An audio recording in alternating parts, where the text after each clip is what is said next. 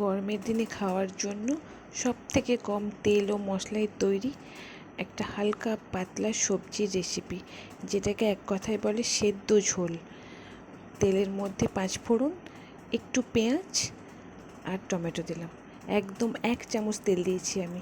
ওটা ভাজা হয়ে গেলে সবজিগুলো দিয়ে দিলাম। আমি 6 রকমের সবজি নিয়েছিলাম: গাজর, রাঙালু, পটল, বেগুন আর কাঁচকলা, আর একটা আলু দিয়েছিলাম। সবজিগুলোকে খুব হালকা করে ভেজে নেব।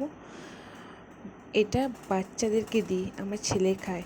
আমি সবজিটা খুব বেশি করে ভাজি না, হালকা করে ভেজে সেদ্ধ করব। আর একটু হলুদ দিলাম আর একটু নুন দিয়েছি, আর কিচ্ছু দিইনি। 5 ফোড়নের কাঁচা গন্ধটা চলে গেলে, হালকা করে সবজিটা ভাজা হয়ে গেলে ওতে একটু জল দিয়ে দিলাম। তারপর সবজিটা ফুটে যাবে আর সবজিগুলো যেন খুব ভালো মতো সেদ্ধ হয়ে যায়।